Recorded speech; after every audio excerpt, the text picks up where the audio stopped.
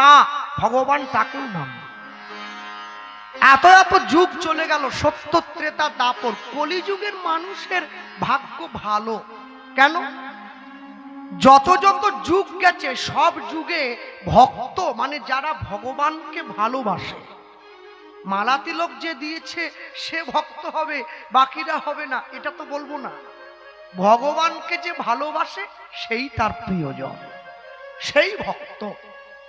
ভগবানকে যারা ভালোবাসে তারা ভগবানের দরজায় ছুটে গেছে। কলিযুগে উল্টো হলো, ভগবান যাদেরকে ভালোবাসে নিজে তাদের কাছে ছুটে এলেন। হ্যাঁ, 2020 সালে করোনা মহামারী এসেছিল, আমরা ঘরবন্দি হয়েছি। করোনা চলেছিল 20 এবং 21 সাল।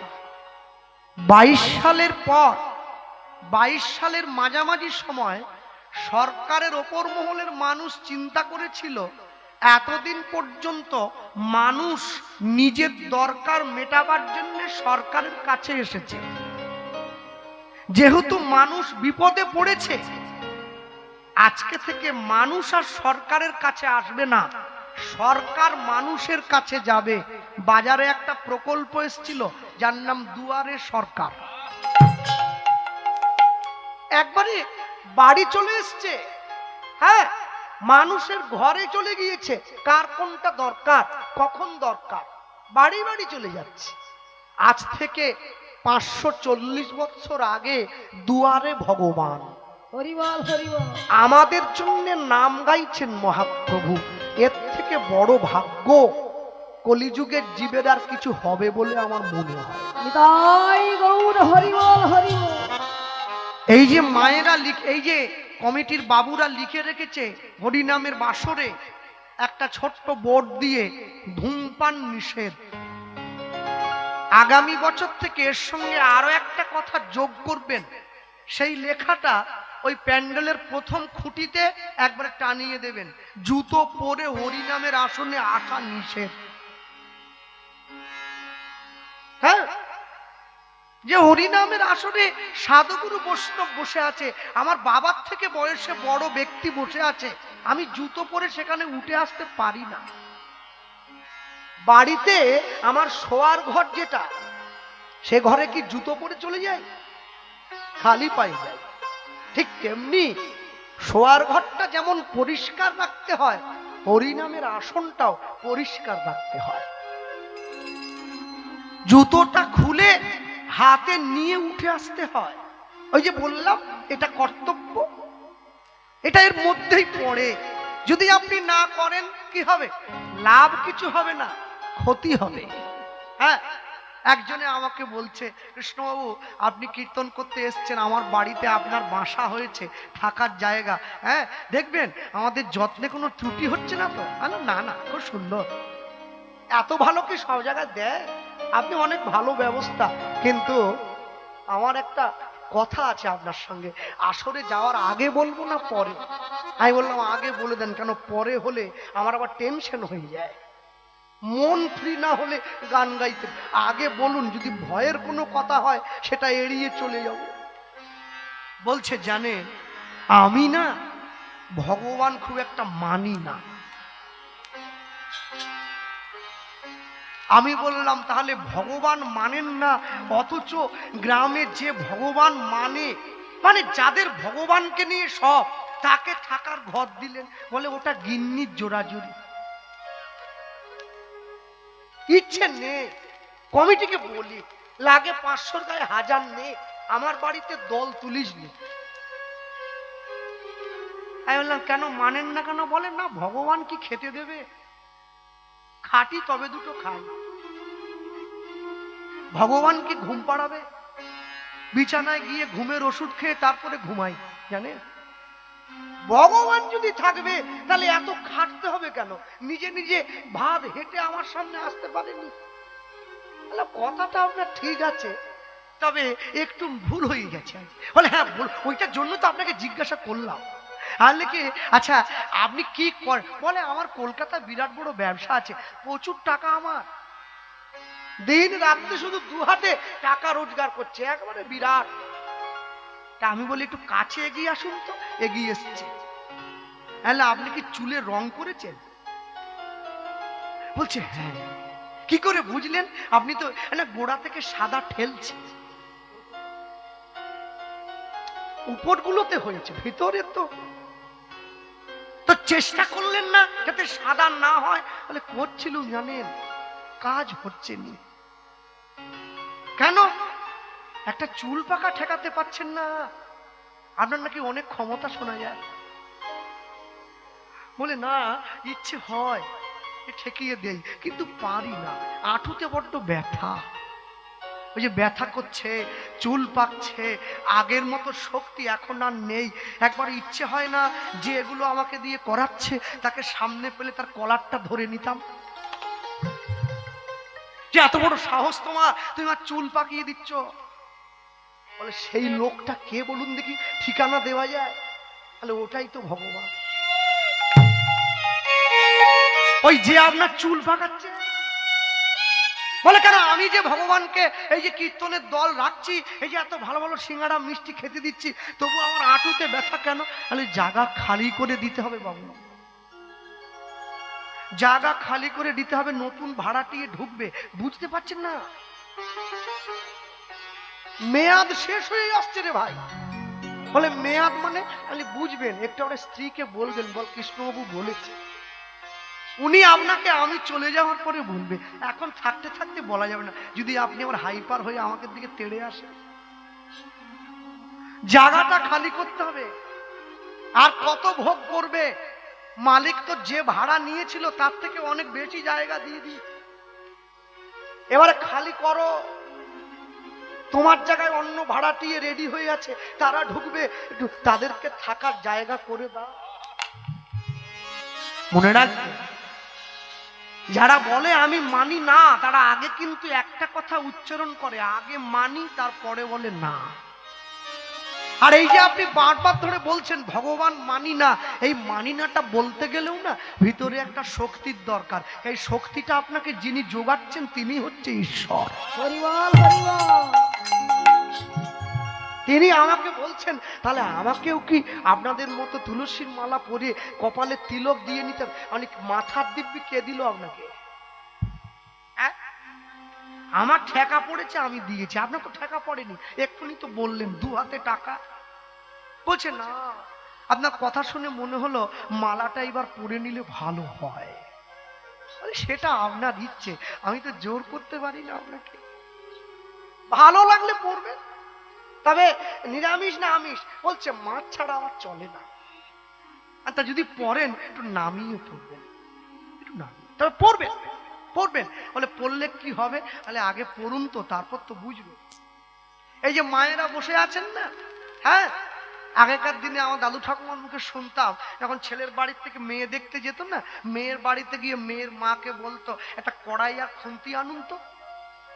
ওই ঘরের মেঝেতে কড়াই আর খুন্তিটা দিয়ে মেয়ের সামনে দাঁড় করিয়ে মেয়েকে বলতো, মা একটু নেড়ে দেখাও তো খালি কড়াই খুন্তিটা। ও নাড়া দেখলে না ছেলের বাড়ির লোক বুঝে যেত লাউ ডাল করতে গেলে কি ফোড়ন দিতে হবে। মেয়ে রান্না শিখেছে। হ্যাঁ, আমারও গিন্নি আছে, রান্না জানে, মারাত্মক রান্না। সে একবার খেলে আর ভোলা যায় না।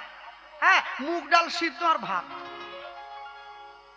মানে ওইটা শিখে এসেছে আর কি। তাও ভাত আবার উপর দিতে পারে না, আমার মা গিয়ে উপর দেয়। আমার মা যখন বলে ভাত যদি উপর দিতে না পারো নিজের স্বামীকে দেবে, বলে কেন ফ্যান ভাত দিয়ে দেবো। সে সব সাজিয়ে রেখেছে, একবারে গুছানো। মুগ ডাল আর ফ্যান ভাত খেয়ে কীর্তন গাইবে স্বামী, সে বসে আছে টাকা গুণ। কিন্তু জগতে যা কিছু ছিল, যা কিছু আছে, যা কিছু চলবে তার ইচ্ছেতে চলতে থাকে। ঠিক তেমনি যা কিছু চলবে না তার ইচ্ছে মতো চলবে না। আমি চাইলাম, আমি হলাম, আমি বললাম, এটা বললে নয়। নিজের মতো করে চলতে চাইলে হয় না। তাই সবার শেষে গিয়ে মহাজন লিখছেন কি, গৌর প্রেম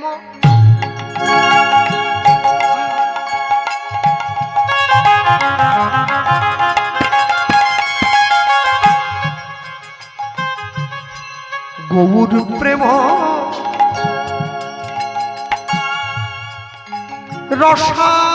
রসার নবে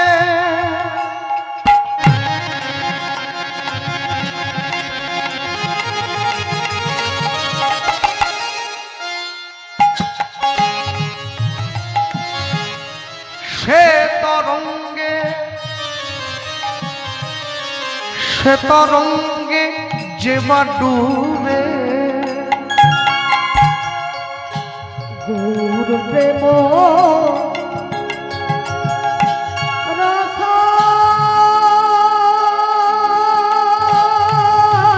নবে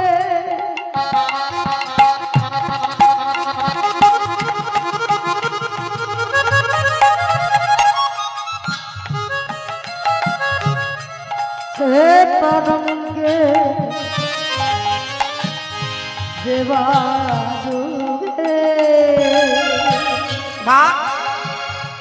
সে রাধা মাধব অন্তরঙ্গ সে রাধা মাধব অন্তরঙ্গ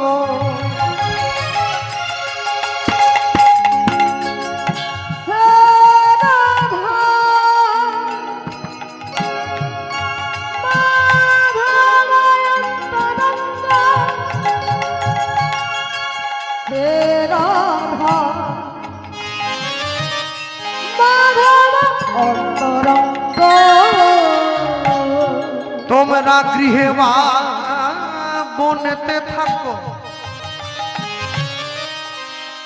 ওগো হা গৌরাঙ্গ বলে ডাকো বনেতে থাকো হা গৌরাঙ্গ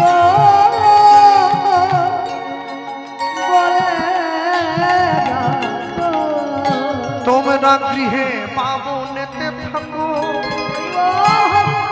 হা গৌরাঙ্গ বনে ডাকো গৃহে পাবনেতে থাকো হা গৌরাঙ্গ বলে ডাকো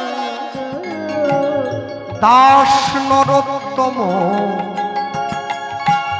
মাগে তার সঙ্গ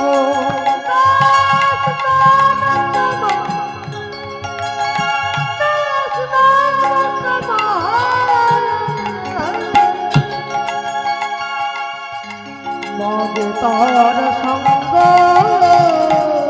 আমি এক মুখে বলতে নারী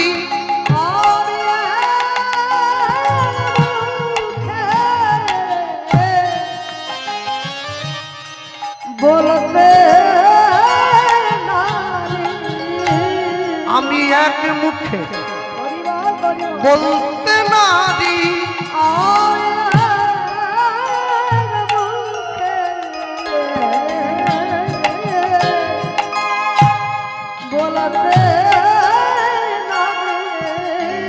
আমার গৌর গোবিন্দে লীলা মাধুরী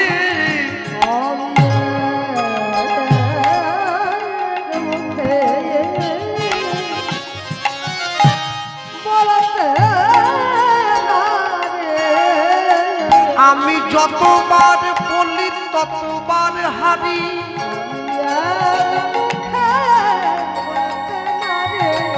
আমি যাই রে প্রেমের বলি হারি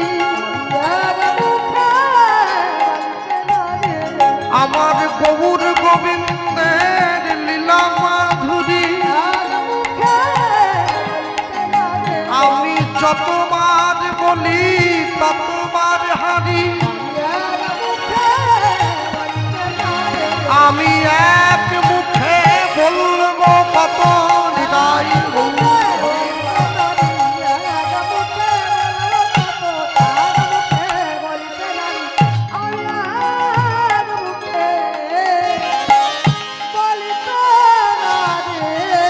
দাস নরোত্তম মাগে তার সঙ্গ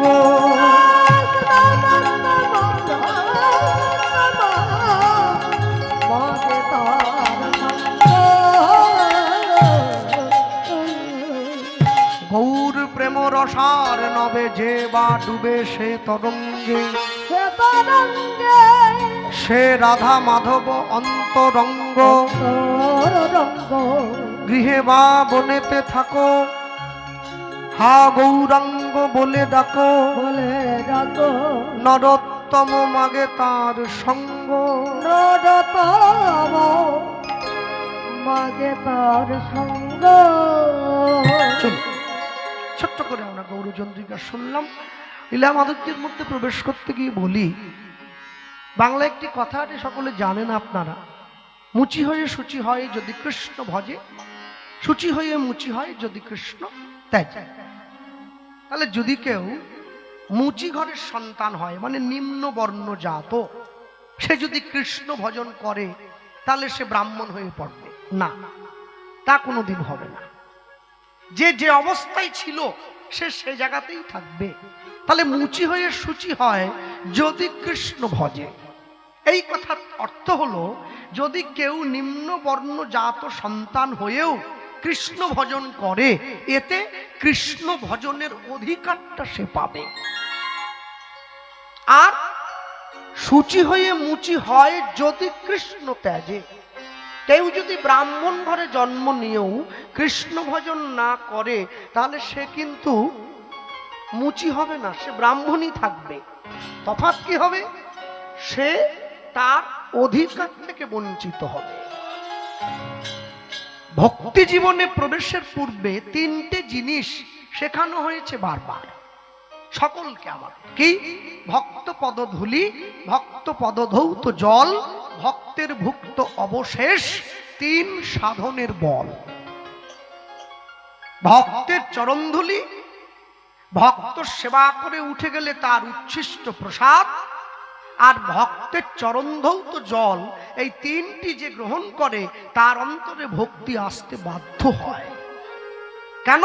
এগুলি ভক্তের সঙ্গে ওতপ্রোতভাবে সম্পর্কযুক্ত। তা ভগবানকে অর্জন করা, তার আগে ভক্তের সখ্যত্ব অর্জন করতে হয়। যারা ভগবানকে ভালোবাসে আগে তাদের সখ্যত্ব অর্জন করতে হয়। তা যদি না হয় ভগবানের সখ্যত্ব অর্জন করা সম্ভব নয়। বৃন্দাবনে দেখেন না, শ্রীদাম সুদাম দাম বসুদাম, সুবল মহাবল সুবাহু মহাবাহু, স্তক কৃষ্ণ অর্জুন লবঙ্গ মধুমঙ্গল, এই যে ভগবানের যারা সখা, যারা ভগবানকে ভালোবাসতে চেয়েছে আগে এই সখাদের কাছে গিয়ে ভালোবাসা আদায় করতে হয়েছে। সখারা শিখিয়ে দিচ্ছে কি করে কৃষ্ণ ভালোবাসতে হয়। আর সেই আপনি যখন নবদ্বীপে এলেন, আপনাকে নিতাই চাঁদ শিখিয়ে দিচ্ছে কি করে গৌরকে ভালোবাসতে হয়। প্রত্যেকটা জিনিস আপনাকে একটার পর একটা ধাপ অতিক্রম করে তারপরে ঊর্ধ্বগামী হতে হয়। তা যদি না হয় তাহলে পরের ধাপটাতে পৌঁছাতে গেলে বড় গূঢ় নিত্যানন্দ এই অবতারে জীবের চৈতন্য জানাই যারে, সে জানিবে তারে।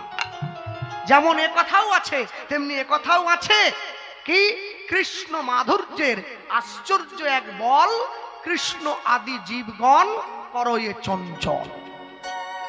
যে কৃষ্ণ নিজেই নিজেকে ভালোবেসে বিহ্বল, সে কি অপরকে ভালোবাসার মহিমা বোঝাতে পারে? ভগবানকে ভালোবাসতে গেলে ভগবানের সখ্যত্ব অনুভব করতে হয়। ভগবানের সখ্যত্ব অনুভব করতে গেলে আমরা বসে শুনছি যার কথা, ভগবানের প্রিয়জন, ভগবানের একনিষ্ঠ পরম কৃষ্ণ ভক্ত শ্রীল প্রেমানন্দের জীবনী কথা। আমি এইটুকুই বলবো, সবার আগে প্রেমানন্দের জন্ম হয়েছে কাশীধামের মেধাগ্রাম বলে ছোট একটা জায়গায়। প্রেমানন্দের পিতাকে প্রেমানন্দের বাবা হচ্ছেন হরিদাস, মা হচ্ছেন সুদেবী। পিতা মাতা যদি কৃষ্ণ ভক্ত হয়, সন্তানও কৃষ্ণ ভক্ত হবে। আর পিতা মাতা যদি কৃষ্ণ ভক্ত না হয়, চাইলেও সন্তানকে জোর করে কৃষ্ণ ভক্তির পথে আনা সম্ভব নয়। আপনি যেমন করবেন তেমনি পাবেন, এ তো হিসেব। আমরা ঈশ্বরকে দোষ দেই, তুমি আমায় কেন খারাপ করলে। না, দোষ দিলে হবে না। কর্ম যদি ভালো হয় ভাগ্য হয় দাসী, হৃদয় যদি ভালো হয় ঘরেই মথুর আকাশ। হরিবল হরিবল। জীবনে এমন কর্মের বোঝা তৈরি করতে হয় যেটা বইতে গেলে আমি তীর্থস্থানে যাব না, তীর্থস্থান আমার ঘরের দরজায় আসবে, একে কর্ম বলা। হ্যাঁ, প্রেমানন্দের বাবা প্রেমানন্দের কাছে গিয়ে প্রেমানন্দকে জিজ্ঞাসা করছে, হ্যাঁ রে প্রেমানন্দ, হ্যাঁ বড় হয়ে কি হতে চাস? তা প্রেমানন্দ তো পণ্ডিত, প্রেমানন্দের বাবা নিজে একজন পণ্ডিত ব্যক্তি। প্রেমানন্দ বাবাকে অনুকরণ করে চলেছে ছোট থেকে। প্রেমানন্দ বাবাকে বলছে, বাবা আমি বড় হয়ে না তোমার থেকেও বড় একজন পণ্ডিত হতে চাই। হরিবল হরিবল। তাহলে পাণ্ডিত্য লাভ করতে গেলে পণ্ডিতের কাছে গিয়ে শিক্ষা গ্রহণ করতে হয়। প্রেমানন্দকে লেখাপড়া শেখাবার জন্য একটি যোগ্য গুরুর দরকার, যে প্রেমানন্দকে পাণ্ডিত্য প্রদান করবে। প্রেমানন্দের বিদ্যা শিক্ষা লাভের জন্য প্রেমানন্দের বাবা গুরু ঠিক করছেন। প্রেমানন্দের গুরু কে হবে? এই কাশীধামেরই আরেকজন নাম করা পণ্ডিত, যার নাম রামানন্দ স্বামী, যে প্রেমানন্দের গুরুদেব। তাহলে গুরুদেব কেমন হবে? গুরুদেব এমনই হবে যে তার শিষ্যকে, দেখবেন আমরা বলি গু শব্দে অন্ধকার, রু শব্দে আলো, যে আমাদেরকে অন্ধকার থেকে আলোর পথে নিয়ে যান তিনি হচ্ছেন গুরু। হরিবল হরিবল। এই কথার মূল্য অনেক দূরে, আগে সামনে। কি গুরুকে হবেন? যার গুরুত্ব আছে তিনি গুরু হবেন। হ্যাঁ, যাহাকে দেখিলে মুখে আসে কৃষ্ণ নাম, জানিবে সেই বৈষ্ণব তাকে করিবে প্রণাম। তাহলে যাকে তাকে প্রণাম করলে হবে না, যাকে দেখে আপনার বদনে কৃষ্ণ নাম আসে প্রণাম তাকে করবেন। সে হাড়ি হোক, মুচি হোক, মেথর হোক, ডোম হোক, এ বিচার নয়। আগে বিচার করুন সে কৃষ্ণ ভক্ত কিনা। তাহলে প্রেমানন্দের গুরু যে, সে প্রেমানন্দকে শিক্ষা দেওয়ার জন্য তৈরি হয়েছে। জীবনের 4টি ধাপ: ব্রহ্মচর্য, গার্হস্থ্য, বানপ্রস্থ, সন্ন্যাস। আগেকার দিনে নিয়ম ছিল। হ্যাঁ, এখনো পর্যন্ত যদি আপনারা সমস্ত বৈদিক বিশ্ববিদ্যালয়গুলোতে দেখেন, সেখানে সমাবর্তন উৎসব হয়। সমাবর্তন মানে যেখানে ছেলে মেয়েরা বিদ্যা শিক্ষা সম্পূর্ণ করে পুনরায় ফিরে আসে, একে সমাবর্তন উৎসব বলা হয়। জীবনের 4টি ধাপ: ব্রহ্মচর্য, গার্হস্থ্য, বানপ্রস্থ, সন্ন্যাস। 10 বছর বয়স থেকে 25 বছর পর্যন্ত ব্রহ্মচর্য। ঊর্ধ্বলিঙ্গ ঊর্ধ্বজনে ঊর্ধ্বরতি হয়, ঊর্ধ্ব না হইলে জীবে যাবে জমালয়। পুরুষের লিঙ্গ হয় মস্তকের মণি, তা লইয়া খেলা করে দেবপদ্মজনী। শিরাধিকা হয় তার প্রেমের মহাজন, সেই মানুষের বাড়ে ওজন, তাকে বলে মহাজন। হরিবল হরিবল। ব্রহ্মচর্য ভেঙে বলতে পারবো না, বুঝিয়ে নিতে হবে। এরপর 25 থেকে 45 শিক্ষা সমাপন করে ঘরে আসবে, একে বলা হয় গার্হস্থ্য। বিবাহ করবে, নিজ স্ত্রীর দ্বারা সন্তান জন্ম দেবে, গুরু দীক্ষা নেবে, ভগবানের নাম নেবে, সংসারে ঈশ্বর ভজন করে ভবিষ্যতের জন্য অর্থ সঞ্চয় করবে। 3 বানপ্রস্থ, 45 থেকে 55। এই সময়ের কর্ম কি? নখ বড় রাখবে, চুল বড় রাখবে, অপরের সঙ্গে কথা কম বলবে, নিজে রান্না করে আহার করবে, স্ত্রীর সঙ্গে বাক্যালাপ কম করবে। কন্যা যদি উপযুক্ত হয়ে যায়, নিজের কন্যার সঙ্গে নির্জনে কথা বলবে না। 55 পরে সন্ন্যাস। সংসারের মায়া ত্যাগ করে তোমাকে নীরবে চলে যেতে হবে নিভৃত জায়গায় ঈশ্বর ভজনের জন্য। এই হচ্ছে জীবনের 4টি ধাপ। এই 4টি ধাপ মেনে হিন্দু সনাতন ধর্ম তারা লালিত পালিত হয়েছে। সনাতন ধর্মে ভগবান নিজে মুখে স্বীকার করলেন, চতুর্বর্গং ময়া সৃষ্টম গুণ কর্ম বিভাগস। আমি জীবের গুণ আর কর্ম দেখে 4টে বর্ণের সৃষ্টি করেছি। ভগবানের মুখ থেকে ব্রাহ্মণ, বুক থেকে ক্ষত্রিয়, উরু থেকে বৈশ্য, চরম থেকে শূদ্রের জন্ম হয়েছে। চারটি জাত। ব্রাহ্মণ দান, যাজন, অধ্যয়ন, অধ্যাপনা, সমাজকে সুশৃঙ্খল পথে রাখবে। বৈশ্য ব্যবসা করে সমাজে অর্থের চাহিদা পূরণ করবে। ক্ষত্রিয় যুদ্ধ করে সমাজকে রক্ষা করবে। শূদ্র তিন বর্ণের সেবা করবে। তিন বর্ণের সেবা করবে মানে তিন বর্ণের পা টিপবে সেটা বলা নেই। ব্রাহ্মণ যে ঘন্টাটা বাজায় পুজো করার সময়, কে বানায়? শূদ্র। বৈশ্য ব্যবসা করে দাড়ি পাল্লা নিয়ে, কে বানায়? শূদ্র। ক্ষত্রিয় যুদ্ধ করে তলোয়ার নিয়ে, বন্দুক নিয়ে, কে বানায়? শূদ্র। শূদ্র নিজের শ্রম দিয়ে তিনটি বর্ণকে রক্ষা করবে, তাই এই তিনটি বর্ণের নিচে শূদ্রকে থাকতে হলো। বিশ্বকবি রবীন্দ্রনাথ ঠাকুর লিখছেন, আমি আসিব যাইব তোমার চরণ সেবিব। প্রেমানন্দকে নিয়ে যাওয়া হয়েছে গুরুদেবের কাছে। তাহলে প্রেমানন্দের গুরুদেব রামানন্দ স্বামী বসে আছেন।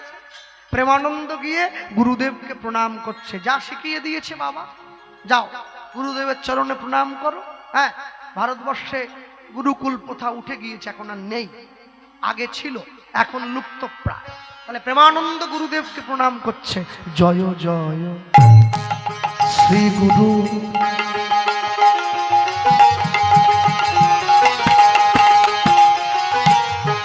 গুরু আমার প্রেম কল্প তরু। উলুধ্বনি হৃদয় গৌর হরিব।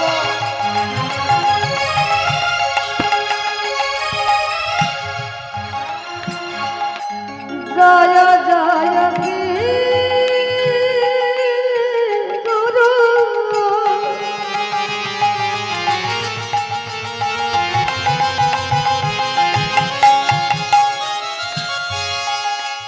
গুরু আমার প্রেম কল্প তরু। জয় জয় শ্রী গুরু, গুরু আমার প্রেম কল্প তরু।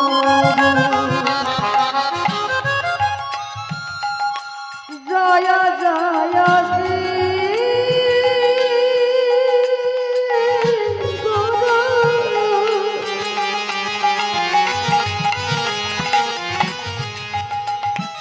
গুরু আমার প্রেম কল্প তরু। বড়ই অদ্ভুত যাকো পরকাশ, অদ্ভুত যাকো পরকাশ। বড়ই অদ্ভুত যাকো পরকাশ,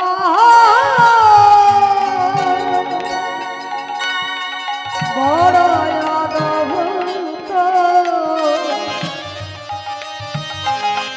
যাকো পরকাশ। আমার হিয়া অজ্ঞান ওগো তিমির বড় জ্ঞান। আমার হিয়ায় জ্ঞান পৃথিবীর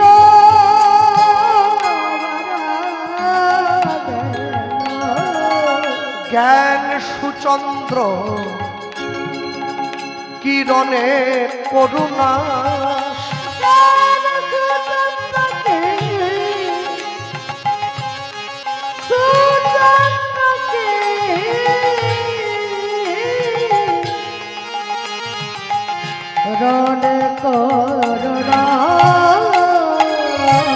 আমার অজ্ঞান আধা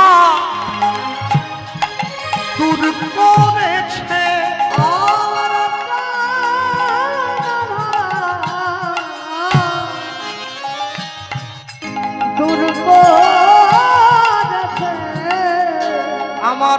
অজ্ঞানাধা দূর করেছে।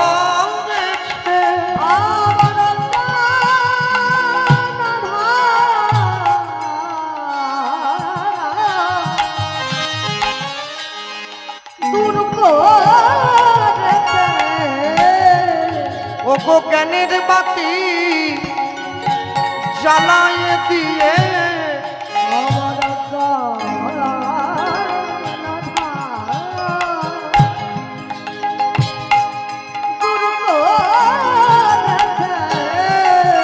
আমি নিলাম নিলাম শরণ নিলাম আমার পরম দয়াল শ্রী গুরুদেবে শরণ তলে আমায় চরণ তলে আশ্রয় দিও আমার পরম দয়াল শ্রী গুরুদেব আমি নিলাম নিলাম শরণ নিলাম আমায় চরণ তলে আশ্রয় দিও নিতাই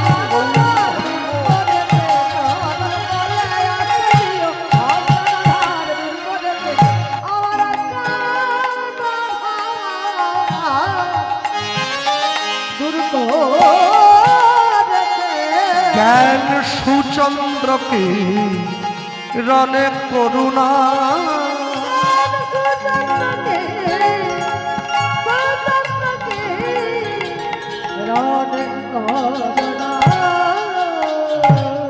গুরু ব্রহ্মা গুরু বিষ্ণু গুরুদেব মহেশ্বর গুরুরেব পরম ব্রহ্ম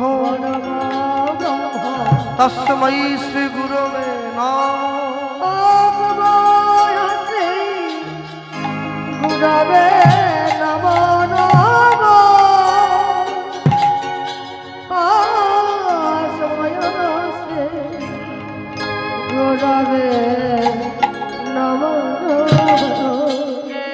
গুরুদেবের সম্মুখে গিয়ে বসেছে।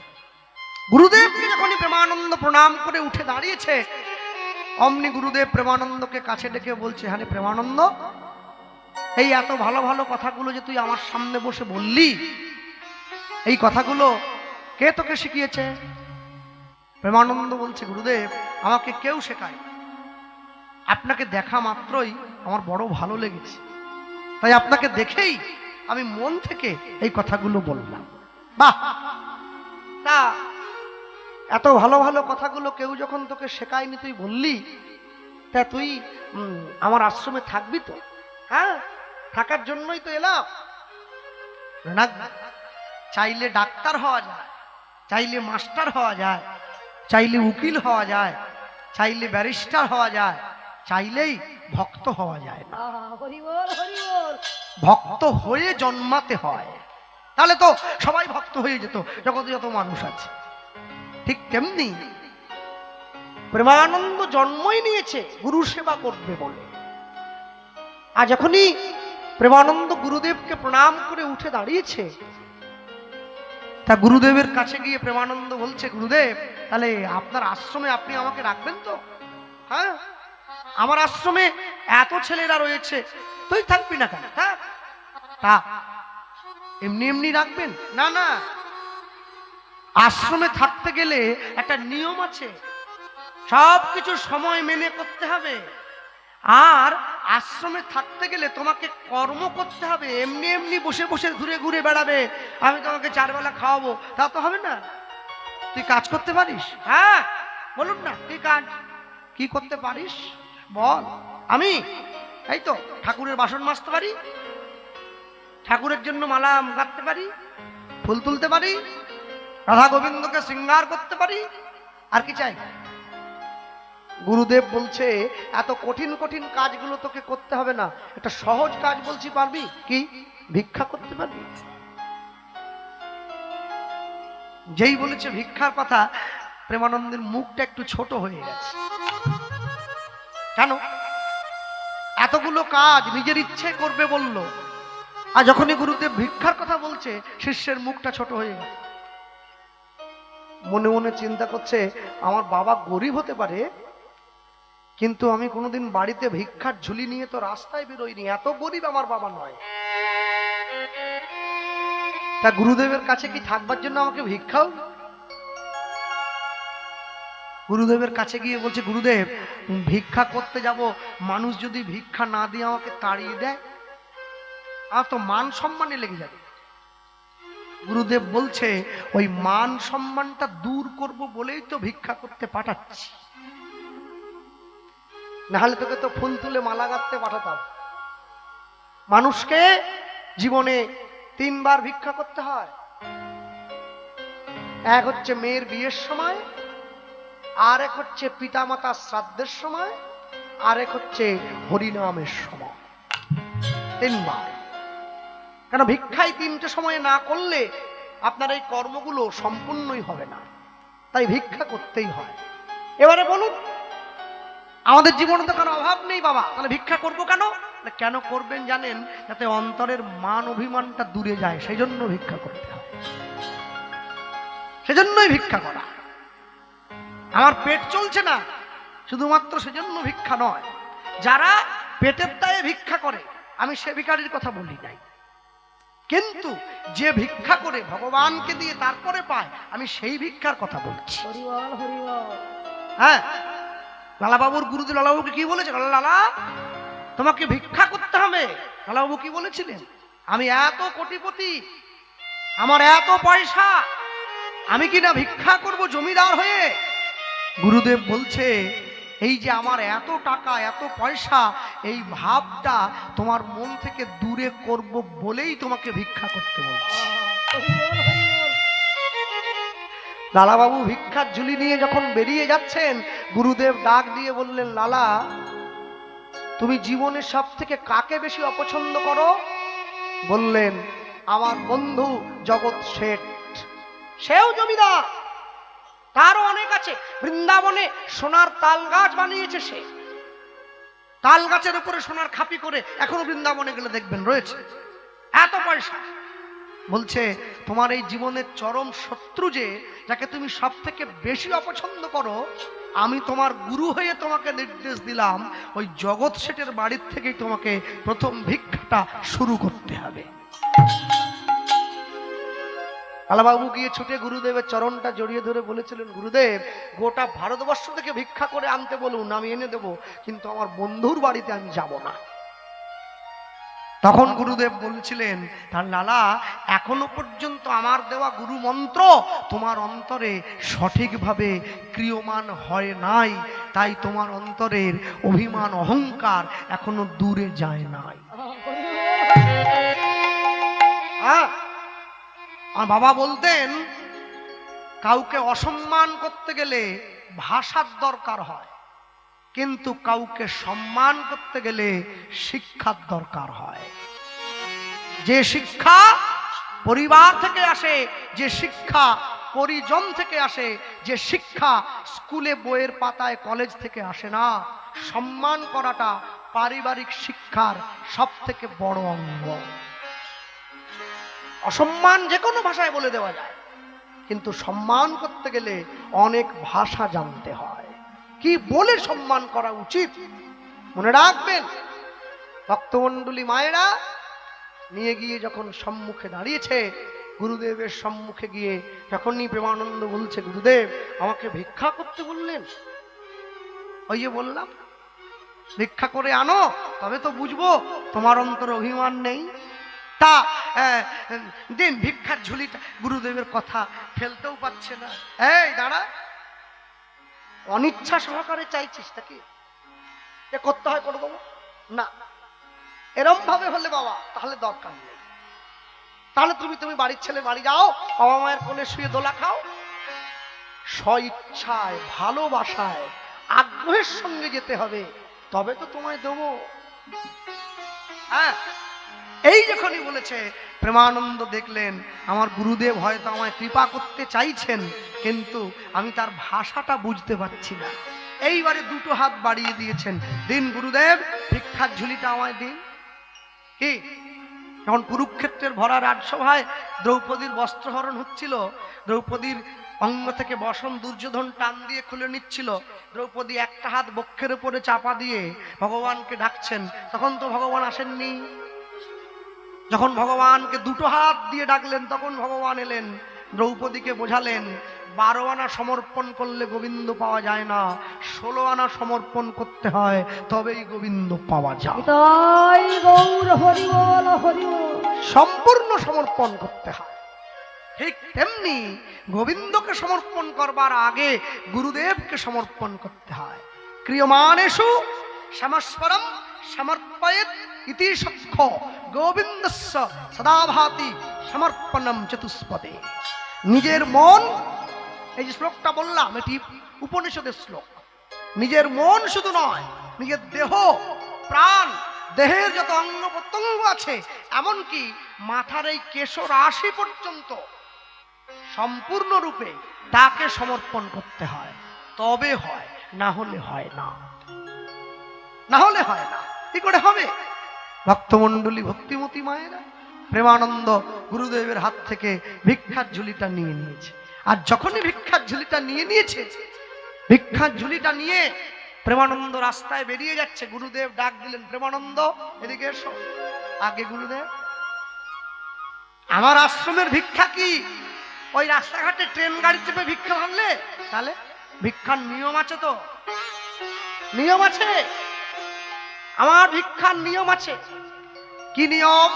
প্রত্যেক দিন 21টা বাড়িতে যাবে, প্রত্যেকটা বাড়ির থেকে 1 মুঠো করে নেবে, 1 মুঠো বেশিও না, 1 মুঠো কমও না। 21টা বাড়ি ঘুরে 21 মুঠো ভিক্ষা এনে তুমি আমার হাতে দেবে, আমি রান্না করে গোবিন্দকে সেবা দেব। যারা গেরুয়া পোশাক পরেছে, সাধু হয়েছে, বড় জটা আছে, বড় দাড়ি আছে, সংসার ত্যাগী, পাহাড়ে পাহাড়ে ঘুরে বেড়ায়, প্রকৃত সাধু কোনোদিন 5 বাড়ির বেশি ভিক্ষা করে না, পাক আর না পাক। যে প্রকৃত ব্রহ্মচারী হয়েছে, সংসার ত্যাগী, মাথা নেড়া, মাথায় শিখা আছে, ডোরকৌপিন বহির্বাস পরে, প্রকৃত ব্রহ্মচারী কোনোদিন 11টা বাড়ির বেশি ভিক্ষে করে না, পাক আর না পাক। যে ভক্ত হয়েছে, সংসারে থাকে, স্ত্রী পুত্র নিয়ে সংসার প্রতিপালন করে, কিন্তু ভগবানকে সেবা দিয়ে প্রসাদ গ্রহণ করে, প্রকৃত ভক্ত কোনোদিন 21টা বাড়ির বেশি ভিক্ষা করেন না, তিনি পাক আর না পাক। হরি বল হরি বল।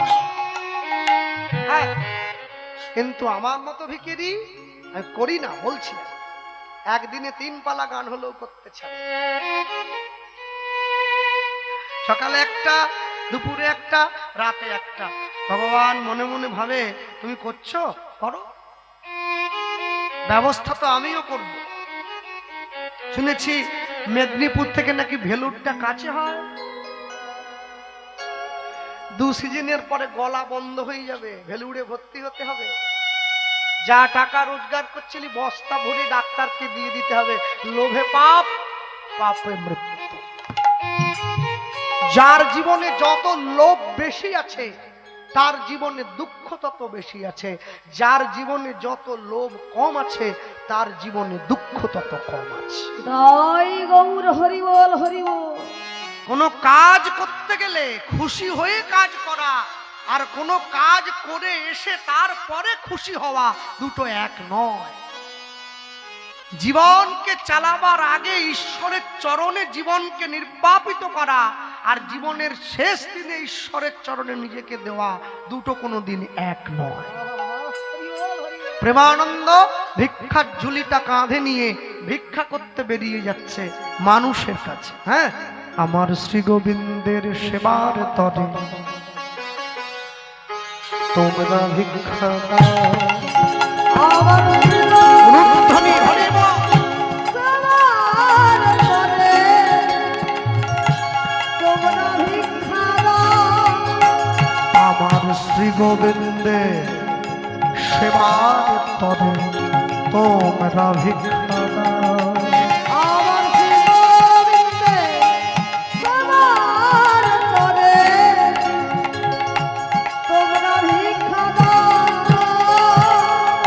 প্রেম তন্ডুল দিয়ে তোমরা আমায় জন্মের মতো কিনে লাও প্রেম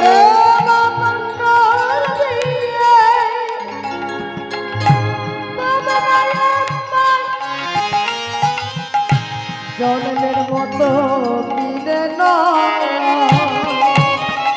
আমার শ্রী গোবিন্দের সেবার তবে তোমরা ভিক্ষা দাও আমার তাই গৌর হরি বল। সবার করে তোমরা ভিক্ষা দাও আমার শিরতে সবার করে তোমরা ভিক্ষা দাও আস্তে আস্তে। এই যে কমিটির ভাইয়েরা পুরো গ্রামের মানুষের কাছে গিয়ে ভিক্ষা করে এনে হরি নাম দিচ্ছে, তাই তো? সবার বাড়িতে গেছে, প্রত্যেকে দিয়েছেন, যে যেমন পেরেছেন দিয়েছেন। কেউ 10 টাকা, কেউ 100, কেউ 500, যে যেমন পেরেছে। দেখবেন যারা হরিনামের জন্য ভিক্ষা দিয়েছেন সম্পূর্ণ গ্রামবাসী আজকে আপনাদের নামে গ্রামের নাম বলে মঙ্গল ঘট স্থাপনা করা হয়েছে। গ্রামের মানুষ হরিনামের কৃপা তখনই পাবে যদি হরিনাম চলাকালীন গ্রামের মানুষ সম্পূর্ণ নিরামিষ সেবা করে, তবে হরিনামের কৃপা পাবে। তাহলে ভিক্ষাটাও বেকার হলো, নামও বেকার হয়ে গেল।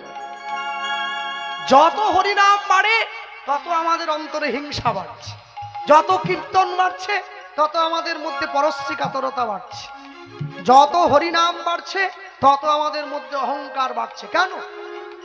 আমরা নাম করাই, নাম শুনি, কিন্তু নাম শুনতে গিয়ে নামের কর্তব্য পালন করি না। আমি কীর্তনও শুনবো, খিদে পেলে উঠে গিয়ে ডিম ভাজাও খাবো, দুটো তো একসঙ্গে হবে না। কমিটির বাবুরা দাঁড়িয়ে রয়েছেন, আপনাদের সম্মুখে যাবেন এই হরিনামের ভিক্ষারই জন্য।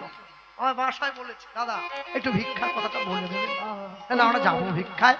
হ্যাঁ, কেউ ছটফট করবেন না, হ্যাঁ, কিন্তু আবার গামছা নিয়ে গেলে হবে না। একটা উত্তরীয় নেন, কোনো মায়ের কাছ থেকে গামছা হবে না।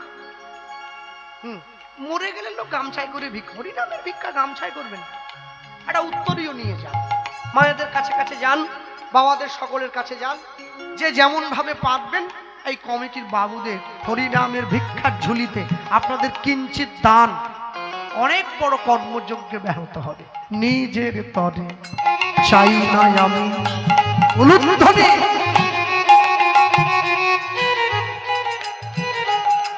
চাই যে প্রভুর প্রভুর প্রভু প্রভুর সেবার লাগি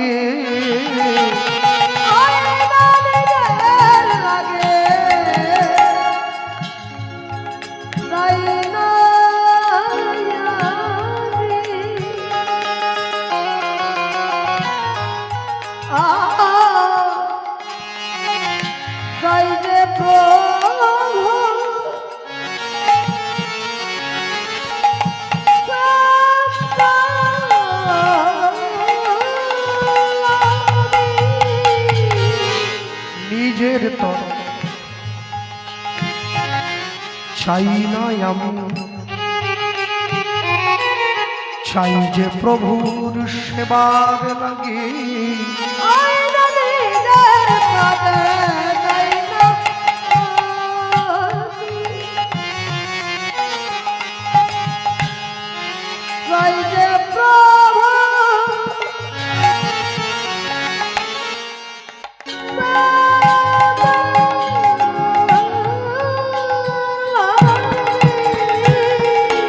বড়ই কাঙাল তাই বারে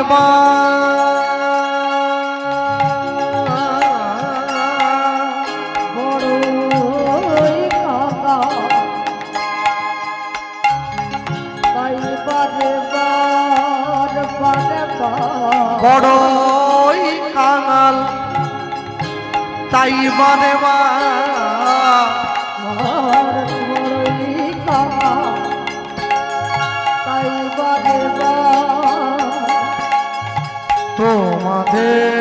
বারে আসে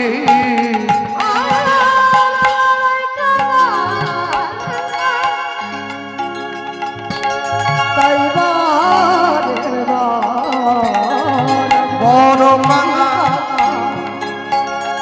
তাই বারে বার তোমাদের শ্রী গোবিন্দের তাই গৌর হরি হরি বল।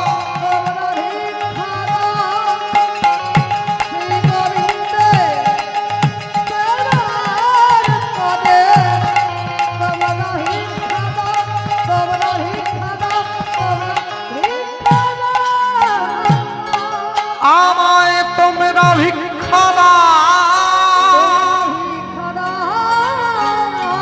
তোমরা ভিক্ষা দাও,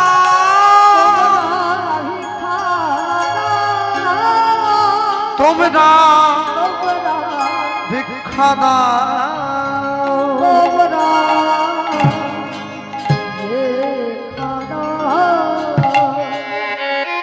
তাহলে গুরুদেবের দেখানো পথ মুষ্টি ভিক্ষা করিয়া যায় প্রেমানন্দ, জয় প্রেমানন্দ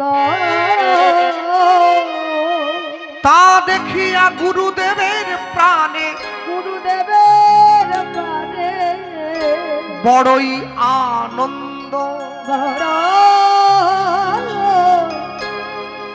আনন্দ। বেশ, এইখানে একটু বলে দেই, এই যে প্রেমানন্দ গুরুদেবের দেখানো নির্দেশিত পথ অনুযায়ী ভিক্ষা করে নিয়ে যায়, তা প্রেমানন্দ তো ভিক্ষার ঝুলিটা নিয়ে গুরুদেবের হাতে তুলে দেয়। বাকিটা তো প্রেমানন্দ জানে না যে গুরুদেব কি করে।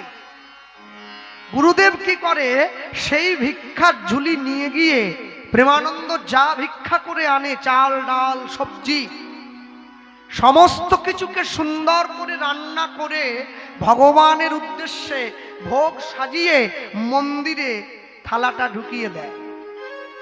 এবার মন্দিরের বাইরে থেকে দরজাটা বন্ধ করে দিয়ে দরজার বাইরে দাঁড়িয়ে হরিনাম গায়। গুরুদেব যখন তিনটে তালি দিয়ে মন্দিরের দরজাটা খুলে দেয়, গুরুদেব দেখতে পায় থালায় অর্ধেকটা অন্ন নেই, বাটিতে অর্ধেকটা ব্যঞ্জন নেই, গ্লাসে অর্ধেকটা জল নেই। ভগবান নিজে সেবা করে যায়।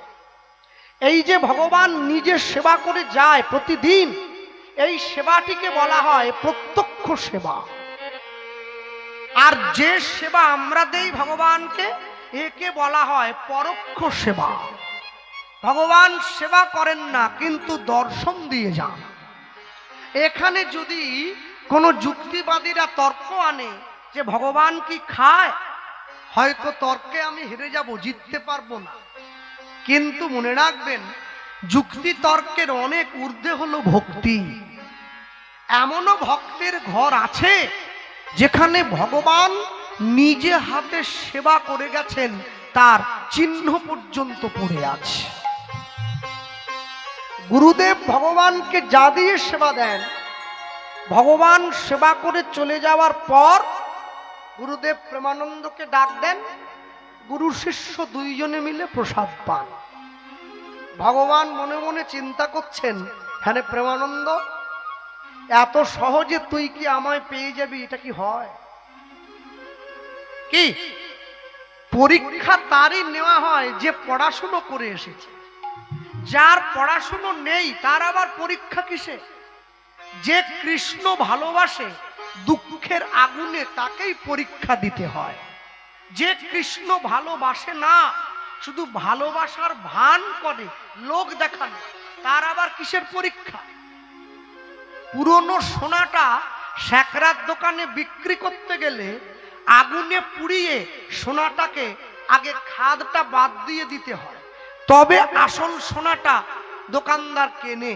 এই দেহ সোনাটা গোবিন্দের চরণে দিতে গেলে আগে দুঃখের আগুনে পুড়ে গিয়ে এর খাদটা বাদ দিতে হয়, তারপরে দেহ সোনাটা ভগবানের চরণে যায়। তাই গৌর হরি বল, হরি বল। হ্যাঁ, এই যে মায়েরা বসে আছেন সামনে এবং পিছনে, মনে রাখবেন সারা জীবন রান্না করলেন, বাড়ির সকলকে খাওয়ালেন, কিন্তু সেদিনকেই আপনার রান্না করা সার্থক হবে যেদিন আপনার হাতের রান্না গোবিন্দ সেবায় ভোগ হয়ে লাগবে। ভগবানের জন্য রান্না করতে সবাই পারবে না। ভগবানের জন্য রান্না করতে গেলে সৌভাগ্যের দরকার হয়, সেই সৌভাগ্য সকলের হবে না। কিন্তু 25শে ডিসেম্বরে পিকনিক করার সৌভাগ্য সকলের হবে। এ তো সৌভাগ্য না, এ দুর্ভাগ্য। কেন? বাঙালির হিয়া অমিয় মাথিয়া নিমাই ধরেছে কায়া। আজকে সেই বাঙালি নিজের সনাতনী রীতিনীতি ছেড়ে দিয়ে অন্য ধর্মের প্রতি আকৃষ্ট হয়। এর থেকে বাঙালির জীবনে বড় লজ্জা আর কিছু হবে বলে মনে হয় না। 25শে ডিসেম্বর যীশু খ্রিস্টের জন্মদিন, আমরা কেন পালবো? যদিও বা না পালন করি, আমি 1 জানুয়ারিটা পালন করি। কেন? ওটা জানোয়ার খাওয়ার দিন। 1 জানুয়ারি যীশু খ্রিস্টের ত্বক ছেদন দিবস, লিঙ্গের অগ্রভাগ ছেদন করে দেওয়া হয়েছে। সেই আনন্দে খ্রিস্ট ধর্মের মানুষ যারা, তারা উৎসব করছে। বাঙালি না বুঝে না জেনে হ্যাপি নিউ ইয়ার রাস্তার উপরে 2026 লাভ দিয়ে লেগে পড়ল। সময় বুঝে করলে চাষ, ফলে ফসল 12 মাস। না বুঝে করলে চাষ, একবারে অকালে সাড়ে সর্বনাশ। হ্যাঁ, মনে রাখবেন, যারা বসে আছেন, প্রত্যেকটি কাজের জন্য একটি আদর্শ যোগ্যতা থাকা দরকার। জয়নগরে যে মোয়াটা পাওয়া যায়, আমার মেদিনীপুরে পাওয়া যাবে না? যাবে, জয়নগরের মতো হবে না। কেন? এই পদ্ধতি মেদিনীপুরের মানুষ জানে না, তাই হবে না। ঠিক তেমনি ভগবানকে ভালোবাসতে গেলে যে পদ্ধতির দরকার সেটা ভক্ত জানে, আমার মতো অভক্ত কোনোদিন জানে না, তাই হবে না। ভক্তমণ্ডলী মায়েরা, প্রেমানন্দ নিয়ে গিয়ে গুরুদেবের কাছে ভিক্ষার ঝুলিটা তুলে দেয়। এই বাবা, থালা দেয়নি কিন্তু, থালা ফেরত দে। বিশ্বাস নেই, থালা আবার ঢুকে নিলে মুশকিল হয়ে যায়। থালাও থালা দেয়, যা দেখে দাও, মাকে থালা লাস্টে দিয়ে দেবে। এখন ভগবান পরীক্ষার বোঝা বাড়িয়ে দিচ্ছে। কিরম করে বাড়ালো? আজকে সকালবেলায় প্রেমানন্দ যখন ভিক্ষার ঝুলিটা কাঁধে নিয়ে বাইরে যাচ্ছে, হঠাৎ করে প্রেমানন্দ দেখতে পাচ্ছে আকাশের পশ্চিম কোণায় কালো একটা মেঘ উঁকি দিয়ে। হঠাৎ করে সেই কালো মেঘে পুরো আকাশটা পরিপূর্ণ হয়ে গেল।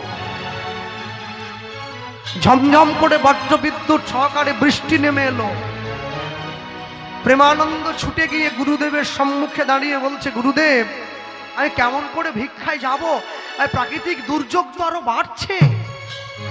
গুরুদেব বলে, প্রেমানন্দ, একটিবার যা বাবা, তুই যদি না যাস আমার গোবিন্দকে সেবা দেব।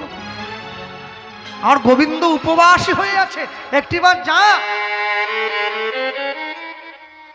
গুরুদেবের কথা রক্ষা করবার জন্য প্রেমানন্দ ভিক্ষার ঝুলিটা কাঁধে নিয়ে ওই ঝড় বৃষ্টি বজ্রপাতের মধ্যে রাস্তায় হাঁটতে হাঁটতে মানুষের দরজায় গিয়ে টোকা দিচ্ছে, কে আছো মা? আমায় একটু ভিক্ষা দাও, আমি প্রেমানন্দ আশ্রম থেকে এসেছি, এক মুঠো ভিক্ষা দিয়ে দাও, আমাদের গোবিন্দ সেবা হবে। দরজার ভেতর থেকে আওয়াজ আসে, প্রেমানন্দ, আজ নয় বাবা, কালকে আসিস, কাল দেব। শূন্য পুটুলিটা নিয়ে গ্রামের পর গ্রাম পায়ের হয়ে চলে যাচ্ছে এক মুঠো ভিক্ষার জন্য। জমিদার বাড়ির সামনে দিয়ে চলে যায়। জমিদারের ঘরণী দোতলার বারান্দায় দাঁড়িয়ে বৃষ্টির শোভা দেখছে। এমন সময় দেখছে একটা ছেলে কাঁদতে কাঁদতে পথ দিয়ে হেঁটে চলে যাচ্ছে। ডাক দিয়েছে, এই কে রে, দাঁড়া। যখনই ডাক দিয়েছে প্রেমানন্দ দাঁড়িয়ে পড়েছে। এদিকে আয়। চোর বদমাইশ নাকি? যেই চোর বলেছে আত্মসম্মানে লেগেছে। এতদিন পর্যন্ত তো এই ভয়টাই পাচ্ছিল আমার বাবা গরিব হতে পারে, কিন্তু আমার বাবা কোনোদিন ভিক্ষার ঝুলি আমার কাঁধে দেয়নি। আজকে গুরুদেবের জন্য কিনা আমায় চোর ডাক শুনতে হলো। কাছে এগিয়ে এসে বলছে, মা আমি গরিব, তবে আমি চোর নই। ওইখানে দাঁড়িয়ে থাক। জমিদার ঘরণী দোতলার বারান্দা থেকে নিচে নেমে এসে বলছে, এদিকে আয়। কি নাম তো? দূরে দাঁড়া, ভেতরে আসবি না, বলা যায় না। মা আমার নাম প্রেমানন্দ। এইরকম নামের কোন ব্যক্তি, এইরকম নামের কোন ছেলের নাম তো এ গ্রামে আগে। এই তোর বাবার নাম কি রে? মা আমার বাবার নাম হরিদাস। হরিদাস? হরিদাস বলে আমাদের এই গ্রামে কোনো লোক আছে নাকি? চাকর বাকরদের ডেকে জিজ্ঞাসা করছে, হরিদাস নামে আমাদের গ্রামে কাউকে তোমরা চেনো? চাকর বাকররা বলে, গিন্নিমা আমরা কাউকে। তাহলে এই ছেলেটা এই মিথ্যে বলছে, ওকে ধরো তো। মা পেটের জন্য ভিক্ষা করতে আসিনি, গুরুদেবের নির্দেশ অনুযায়ী ভিক্ষা করছি। বা আবার একটা মিথ্যে। এতক্ষণ নিজেকে বলে বাঁচাবার চেষ্টা করছিল, যেই দেখলো ধরা পড়ে গেছে অমনি গুরুদেবের নামটা নিচ্ছে। গুরুদেবের নাম বল। কোথায় পালাবি? হ্যাঁ আমি জমিদারের গিন্নি। ওরে আমার মাথায় কি কম বুদ্ধি রে? বল গুরুদেবের নাম বল। এই এলাকার যত গুরু আছে সবাইকে আমি চিনি, বল তুই নাম বল। মা আমার আমার আমার গুরুদেবের নাম হলো রামানন্দ স্বামী। চমকে এই বাবা কি বললি? এই বাবা কি বললি? আবার বল, আবার বল। আমার আমার আমার গুরুদেবের নাম, আর গুরুদেবের নাম রামানন্দ স্বামী। ছুটে গিয়ে বুকে জড়িয়ে ধরলো, প্রেমানন্দ দে। প্রেমানন্দ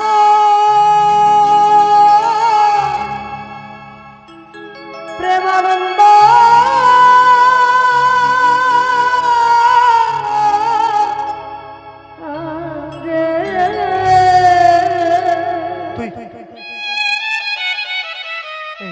এবারে এবারে আমার বিশ্বাস হয়েছে, তুই তুই আমার মিথ্যে বলিসনি, আমি তোকে ভুল বুঝেছিলাম রে।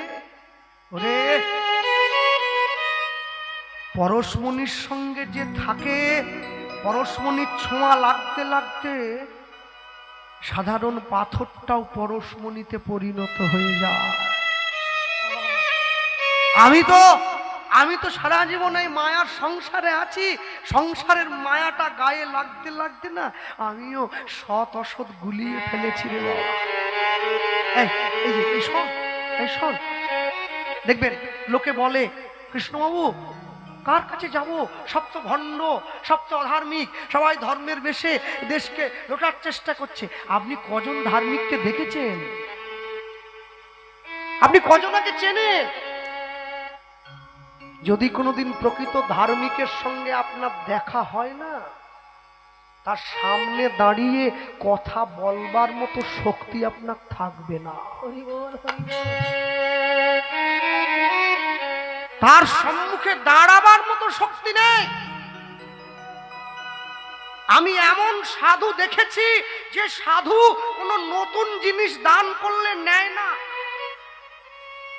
শীতে থরথর করে কাঁপছে, শিষ্যরা নতুন কম্বল এনেছে, বলছে বাবা কম্বলটা গায়ে দেন। বলে দেব না। বলে বাবা ঠান্ডায় কষ্ট পাচ্ছেন না? বলে কষ্ট তো হচ্ছে রে, তোদের পুরনো কিছু থাকলে একটু দে।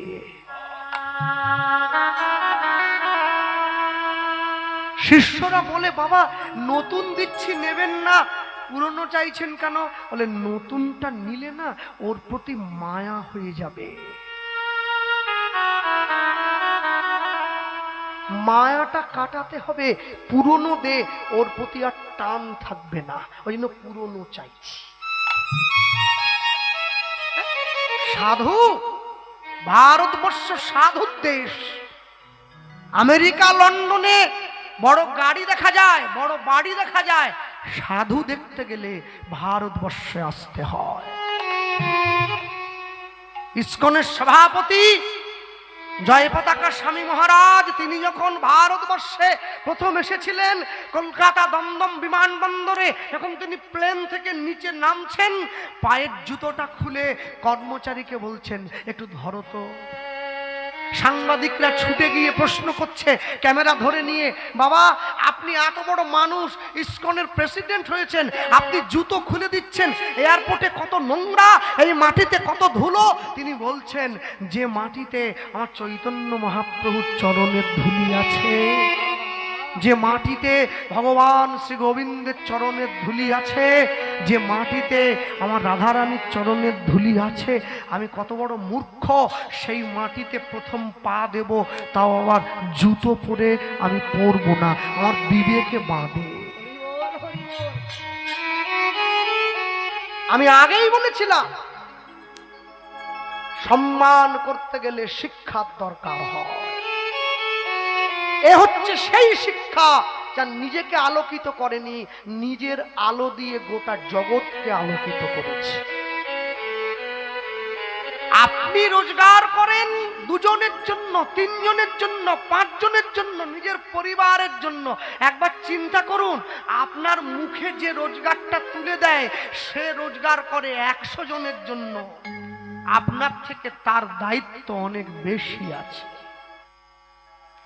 কিন্তু যে আমাকে পৃথিবীতে পাঠিয়েছে, আমাকে পাঠাবার আগে সে অক্সিজেন জুগিয়ে দিয়েছে, গাছ দিয়ে দিয়েছে, জল দিয়ে দিয়েছে, আমার থাকার জন্য স্থল দিয়ে দিয়েছে, তার দায়িত্ব আমার থেকে অনেক বেশি আছে।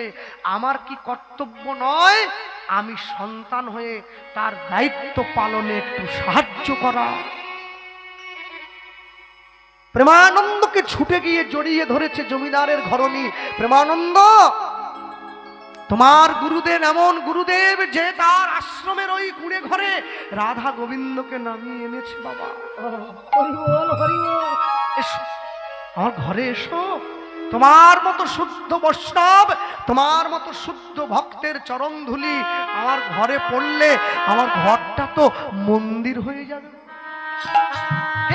এই যে মায়েরা, যে বাড়িতে, যার বাড়িতে সাধুগুরু বৈষ্ণব আসে, যার বাড়িতে ভগবানের সেবা হয়, যার বাড়িতে সাধুগুরু বৈষ্ণব ভক্তের চরণধুলি পড়ে, তার বাড়িটা তীর্থ হয়ে যায়। আর যার বাড়িতে সাধুগুরু বৈষ্ণবের চরণধুলি পড়ে না, তার বাড়িটা শেয়ালের গর্ত হয়ে যায়। যার বাড়িতে সাধুগুরু বৈষ্ণব আসে, ভগবানের সেবা হয়, তার বাড়ির রান্নাঘরে গিয়ে দেখুন তো কি আছে। ভগবানের প্রসাদ, ভগবানের চরণামৃত, ভগবানের প্রসাদ, যে প্রসাদ মানুষকে সে দিচ্ছে। আর যার বাড়িতে সাধুগুরু বৈষ্ণব আসে না, গোবিন্দ সেবা হয় না, তার বাড়ির রান্নাঘরে গিয়ে দেখুন কি আছে। মরা মাছ, মরা মাংস, মরা হাড়। মরা কোথায় থাকে? শেয়ালের গর্ত। মনুষ্য জীব আমি, নিজেকে পৃথিবীর শ্রেষ্ঠ জীব বলে আমি দাবি করি, কিন্তু নিজের পরিচয়টা ভুলে গিয়েছি। আরে মনে রাখো, সিন্নন্ত বিশ্বে অমৃতস্য পুত্র, আমরা অমৃতের সন্তান। যার গোত্র কাশ্যপ সে কশ্যপ ঋষির বংশধর, যার গোত্র শাণ্ডিল্য সে শাণ্ডিল ঋষির বংশধর, যার গোত্র ভরদ্বাজ সে ভরদ্বাজ ঋষির বংশধর। তোমরা আমরা ঋষি পুত্র, কর্মটা ঋষির মতো করতে না পারি, তাদের দেখানো পথে তো যেতে পারি। দেখানো পথে চলতে ক্ষতি কোথায়? ভগবানকে ভালোবাসতে গেলেও যোগ্যতার দরকার, ভক্তকে ভালোবাসতে গেলেও যোগ্যতার দরকার। ঠিক তেমনি হরিনামের আসনে বসে কথা বলতে গেলেও আরেকটা যোগ্যতার দরকার। ভগবানের প্রিয় পাত্র হতে পারবে না সবাই। রামকৃষ্ণ পরমহংসদেব বলেছিলেন, ঈশ্বর সবার মধ্যে আছেন, ঈশ্বরের মধ্যে সকলে নাই। থাকতে হবে তো। হ্যাঁ, এনাকে আমি অনেক বাসরে দেখেছি, দেখেছেন? বৃদ্ধ হয়ে গেছে, সংসারের বোঝাটা বয়ে বেড়াচ্ছি। এটাই জীবন, এটার থেকে আপনি বেঁচে চলে যেতে পারবেন না, আপনাকে হাতে নিয়েই বইতে হবে। কহিছে ভিক্ষার ঝুলি টাকার থলি রে, ভাই বলে ডাকো যদি দেব গলা টিপে। হ্যাঁ? হয় গো? কোনোদিন হয় না। প্রেমানন্দকে বুকে জড়িয়ে ধরে জমিদার ঘরণী বলে উঠছেন, বাবা আমি যদি তোকে ভিক্ষা দেই। মা তুমি তো আসল কথাটাই শোনোনি, এত কথা বললে আমায়। শোনো, আমার গুরুদেব আমায় বলেছে প্রত্যেকটা বাড়ির থেকে এক মুঠোর বেশি ভিক্ষা নেওয়া যাবে না। এক মুঠো ভিক্ষার বেশি নয়। তা তুমি যদি আমাকে এক মুঠো ভিক্ষা দাও মা, তারপরেও আমাকে আরো 20টা বাড়িতে যেতে হবে, কেন গুরুদেবের নির্দেশ 21টা বাড়ি। জমিদার ঘরণী বলছে, পাগল ছেলের কথা শোনো। হ্যাঁ, তোর গুরুদেব কি দেখতে আসছে রে, তুই কতগুলো বাড়িতে গেলি। আজকে আমি তোকে 21 মুঠো ভিক্ষা দেব, তুই গুরুদেবকে গিয়ে বলবি তুই 21টা বাড়ি ঘুরেছিস।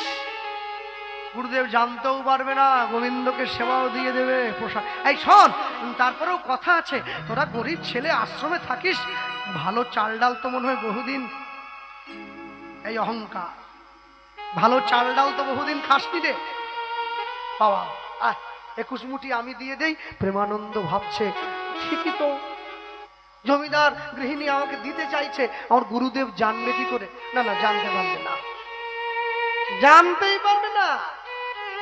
আমি থালাটা বাড়িয়ে দেবো। জমিদার ঘরণী মনে মনে ভাবছে, একবারে মাপে 21 মুঠি কি দেওয়া যায়? 2-4 মুঠো। ছেলেটা এসেছে এত কষ্ট করে, হ্যাঁ, কারো মনে কিন্তু দোষ নেই, তাকিয়ে দেখেছেন তো? জমিদার ঘরণীও শুদ্ধ মনে দিচ্ছে, ছোট্ট প্রেমানন্দ শুদ্ধ মনে নিচ্ছে। যার জন্য দিচ্ছে সে কিন্তু শুদ্ধ মনে নেয় নাই। একেই বলা হয় ক্রিয়মান দোষলব্ধ কর্ম।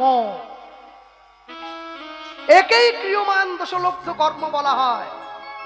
আমি যদি কথাটা একদম সাধারণভাবে বলি, ঘুরিয়ে না পেঁচে অনেক কঠিন হয়ে যাবে ঘুরেতে গেলে। দেখবেন অনেক বাড়ির মায়েরা আছে সিরিয়াল দেখতে বসে, এই যে আমার মা সিরিয়াল দেখতে বসে কাঁদছে। আরে তুমি কাঁদছো কেন? বলে না, যেন মনে হয় কি বিষটা আমাকেই দিল। তোমাকে দেয়নি, কাঁচের ভেতরে দিয়েছে। তুমি কাঁদছো কেন? বলে যে মুহূর্তে বিষটা দিচ্ছিল সেই মুহূর্তে আমি নিজেকে ওই জায়গায় দাঁড় করিয়েছিলাম। ভগবান বলছেন, আমাকে সামনে রেখে তুমি যদি অপকর্ম করো, সেই মুহূর্তে আমি নিজেকে সম্মুখে দাঁড় করাই। কর্ম তোমার হলেও দোষ আমার। একে ক্রিয়মান প্রারব্ধ দোষ বলে বলা হয়। ভিক্ষার ঝুলিটা বাড়িয়ে দিয়েছে, এবার থালা ভর্তি করে ভিক্ষা আনি আজে দিল। উলুধ্বনি, থালা ভর্তি করে ভিক্ষা আনি আজে দিল। ও গো প্রেমানন্দ আনন্দেতে গ্রহণ করিল। হরি হরি বল।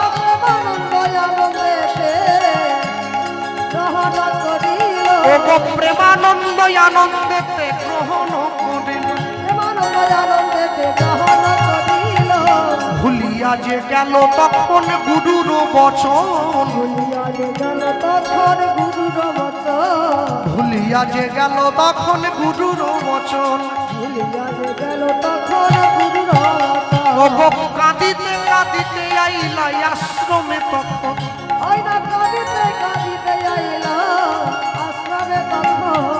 কাঁদিতে কাঁদিতে আইলা আশ্রমে তখন।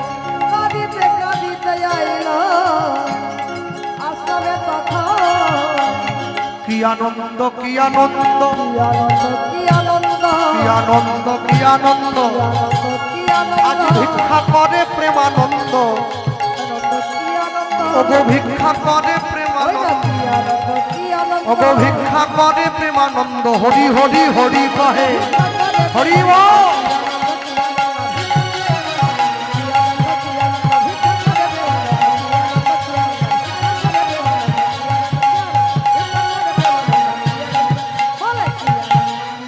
কাঁদিতে কাঁদিতে আইলা আশ্রমে তখন কাঁদিতে কাঁদিতে আইলা আশ্রমে তখন ও গো কাঁদিতে কাঁদিতে আইলা আশ্রমে তখন প্রেমানন্দ চলে এসছে। গুরুদেব এই যে আমি যাচ্ছি, আমি প্রেমানন্দ আয় আয় বাবা আয়, অনেক বেলা হয়ে গেল, দে দে দে ভিক্ষার পুটুলিটা। যেই প্রেমানন্দ গুরুদেবের হাতে ভিক্ষার ঝুলিটা দিয়েছে, গুরুদেব একই রে। প্রেমানন্দ ভিক্ষার ঝুলিটা অন্য দিনের তুলনায় একটু বেশি ভারী মনে হচ্ছে। ও তো 21 মুঠো দেয়নি, একটু বেশি দিয়েছে। প্রেমানন্দ গুরুদেবকে কি বলছে? প্রেমানন্দ ডাক দিয়ে বলছে, গুরুদেব আপনি ভুল করছেন। আমি যখন ভিক্ষা করতে গিয়েছিলাম প্রচন্ড ঝড় বৃষ্টি হচ্ছিল, ওই যে চাল ডাল যা দিয়েছে একটু বৃষ্টির জলে ভিজে গেছে, আর চাল একটু ভিজলে তো ফুলে ওঠে, আপনি জানেন, সেই জন্য। ও হ্যাঁ, সে তো বৃষ্টি, হ্যাঁ আমারই মনে নেই। দে বাবা দে দে দে ভিক্ষা। যেই গুরু প্রথমে মিথ্যে বলে একটু পাস হয়ে গেছে, এবার যখন আবার গুরুদেবের হাতে ভিক্ষার ঝুলিটা দিয়েছে, গুরুদেব এইবার ভিক্ষার ঝুলিটার মধ্যে হাত ঢুকিয়ে এক মুঠো চালের দান। একই রে প্রেমানন্দ, প্রত্যেকদিন ভিক্ষা করতে গেলে মানুষ যে ভিক্ষা দেয় সমস্ত মোটা মোটা চাল ডালগুলো ভিক্ষা দেয়, তা এত সরু সরু চালের দানাগুলো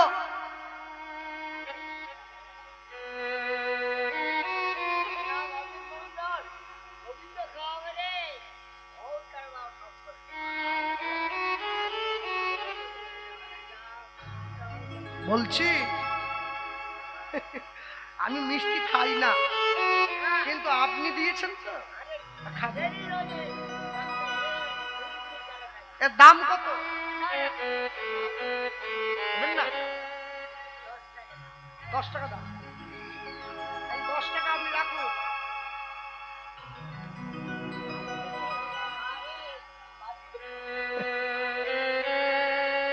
যাই হোক,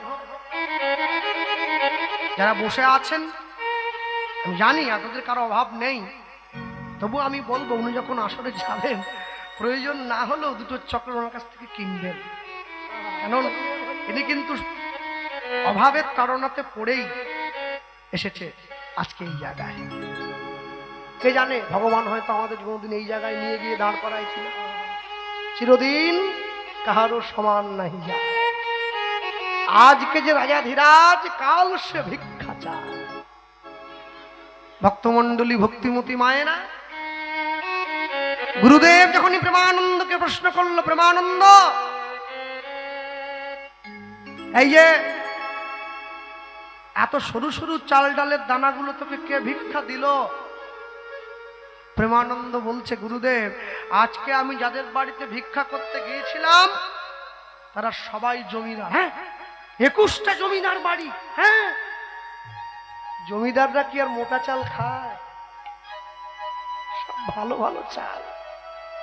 ওই জন্য তো 21টা বাড়ির থেকে 21 মুঠো ভালো চাল ডাল এনে আজকে আমি আপনাকে। গুরুদেব মনে মনে ভাবছে, আমার গোবিন্দ কতদিন পরে একটু প্রাণ ভরে সেবা করবে। ও বাবা, ও বাবা, যা তুই গঙ্গা স্নান সেরে নে, আমি ভগবানের জন্য ভোগটা তৈরি করে।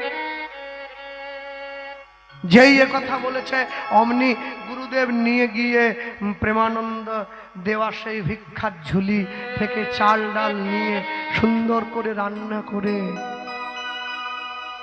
ভগবানের মন্দিরের সম্মুখে, ভগবানের মন্দিরের মধ্যে দিয়ে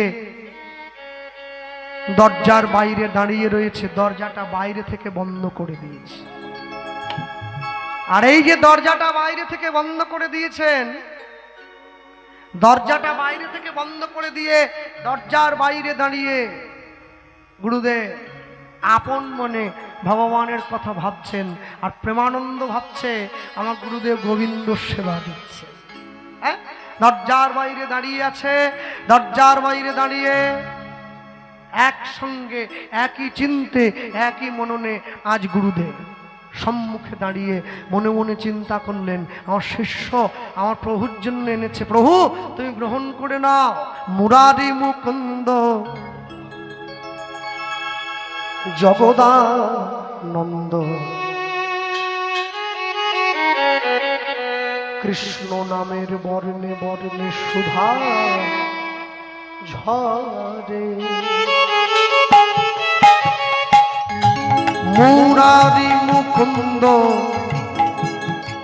জগদানন্দ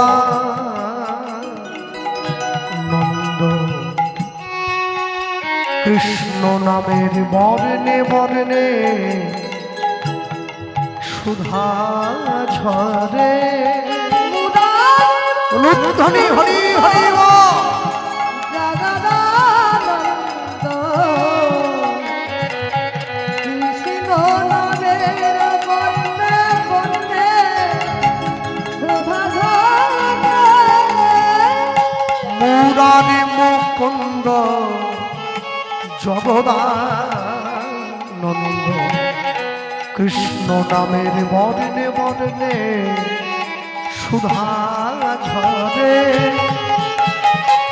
মুরারি মুকুন্দ জগদানন্দ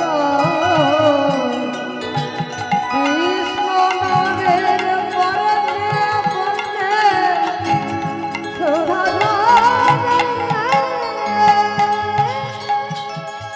দয়াল শিরোমণি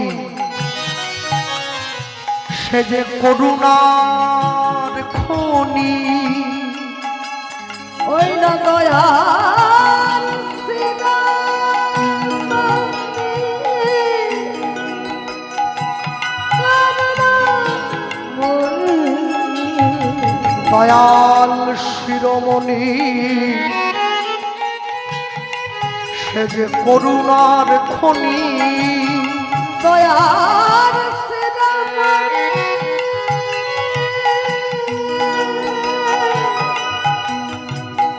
করুণার ঘরে আছো বিশ্বময় চরাচরে। মুরারি মুকুন্দ নিতাই গৌর হরি হরি হরি বল। কৃষ্ণ নামের বর্ণে বর্ণে সুধা ঝরে। মুরারি মুকুন্দ জগদানন্দ